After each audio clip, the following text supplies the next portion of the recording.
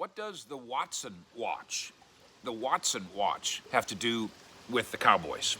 Mike Fisher, reporting from Frisco, home of the Dallas Cowboys on a sunny start of the week. They've got themselves in Houston in a pinch in a way that's different than the Dallas Dak pinch, but there's lessons to be learned from these two paths that kind of swerve together like this. Let's go to Houston. What are they going to do? They are already turning down offers. I'm quite sure that Carolina has essentially made an offer. I'm quite sure Miami has made an offer. I have no doubt that Denver will. Maybe Chicago, the Jets. And the word is, Peter King actually says that GM Nick down there is turn them all down. I'm completely opposed to the idea of trading Deshaun. Is that stubborn or is that smart? Because think about it as it relates to the Cowboys. There's a timetable here. Just saying, hey, we're gonna wait it out, or just doing the old Bob Ackles Steven thing, as I've talked about with you before, which is, hey, first guy to pick up the phone in negotiations loses. So don't pick up the phone. I get the tactic. But we are now about 2 months away from the draft. So let's do the Cowboys Dak thing through the prism of the Texans Deshaun thing. They have 60 days to make a decision, and they got to get it right. Within the next 60 days, they need to solve, massage, and mend the separation that they now have with their 25-year-old superstar quarterback, who, by the way, has a history of never doing anything wrong until that management group effed him by lying to him. They can be stubborn, but if they're stubborn, we're actually technically 66 days as I speak to you. If they wait 67 days to do this, they will have screwed themselves, because they'll have a disgruntled or Deshaun, or no Deshaun at all, or a Deshaun who shows up late, or whatever. When they could have had what had they done it before the draft? Peter King says, he uses Washington as an example, that the package that Washington would have to give up, which, by the way, they are not interested in doing, would include Chase Young, their best player, what is he, 21-year-old superstar, another standout starter, and 3 or 4 premium picks. That's 6 premium pieces for Deshaun Watson that Peter King, our friend, suggests that it would take for Washington to pry Deshaun loose. Now, Washington's not going to do that, but just look at the price tag. Use the price tag. And now take that Deshaun prism and apply it to Dallas. We can have a great debate about whether or not Deshaun's better than Dak or the other way around. I personally think that Deshaun's on a tier up here and that Dak's right behind him. But whatever. If the Deshaun tier, agree with me for the sake of this discussion. By the way, thank you for subscribing to what we do here. Thank you for hanging out with us. Thank you for listening and watching and reading. I really appreciate it. Our club now, 21,000 strong, which happened really fast over the course of the last couple months.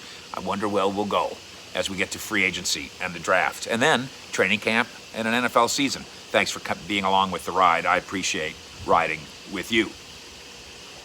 Let's assume that the tiers are a little different. 6 premium pieces is what it would take to get Deshaun Watson. That means it would take, 5 premium pieces, 4 premium pieces, whatever, for Dak Prescott. Houston needs to make up its mind. Could you really get that from Washington?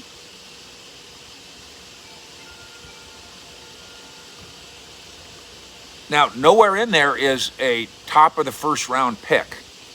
So you wouldn't get a quarterback in that deal. You'd get, Washington has the 19th overall pick. But you'd get Chase Young, another defensive starter, and if you want to believe what Peter says, 4 premium picks. So what does that mean? A 1 and a 2 this year, a 1 and a 2 next year. You can go buy yourself a quarterback with all that. Deshaun Watson is incredibly special, but Houston, if it could find itself a quarterback, would be a better team with Chase Young, another defensive starter, a first, a second, and a second. If you could find a quarterback, they would be better. That's a better, because Deshaun Watson and no picks, that 4-12 team is going to be bad again this year. Now do it with Dallas. Let's pretend that using Peter King's framework, that Washington to get Dak, again, this is not a prediction, I'm just doing the math.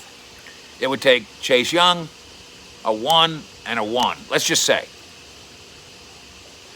I'm not saying do it, because again, you'd be left without a quarterback. I'm saying if you're going to do it, you got to do it in the next 66 days.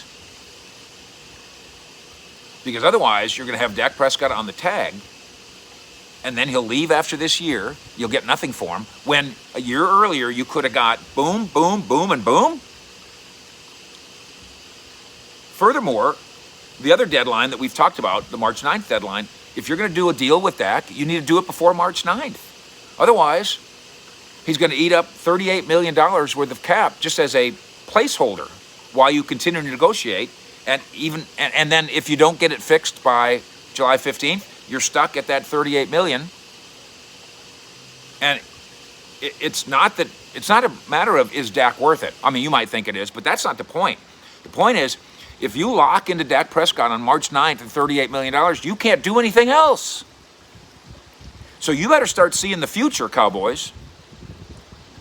It's not about stubbornness. It's not about who's smarter. It's about vision. If you want a commitment to Dak Prescott, make it.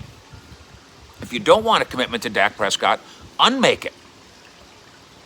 You basically have until March 9th. It's deadline 1, and then you have until late April draft is deadline 2. It really is a very similar path to what Houston has with Deshaun. Again, a lot of branches on this tree. Wait a minute, I can get 6 premium picks for a quarterback? Do it. Wait a minute. 6 premium picks is the value of a quarterback? Better keep him. How much to pay him? When to pay him? How to keep him happy? There's a great conversation. I'll just tell you. I had a talk with Michael Irvin this morning. And he said, you know what I'm going to start doing on media this week? He goes, it's a game of musical chairs. People are thinking, oh, great for the quarterbacks. They all get to move now. Good point. He says, it's also great for the teams. I go, what do you mean, Michael? He goes, if all these quarterbacks are moving, then a team that doesn't have a quarterback, they can get one. Irvin. I really hadn't thought of it that way. Had you? That, oh, Russell Wilson and Aaron Rodgers and this guy wants out and that guy wants out and Deshaun Watson wants to move and they might not sign him. And the fact that the quarterback has more power to move than ever before, even when he's got a contract, NBA style, that's great for the quarterback.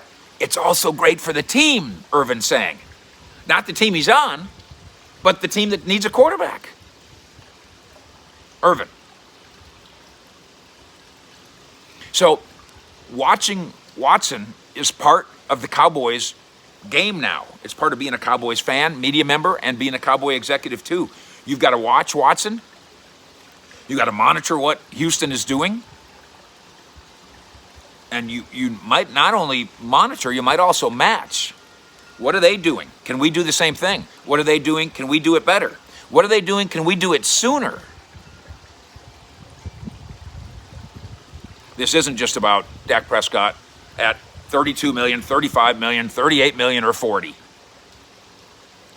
It's also about when. And it's also about what else. And it's also about Watson. Thanks for hanging out with us here. We will keep you abreast of all things Cowboys and beyond.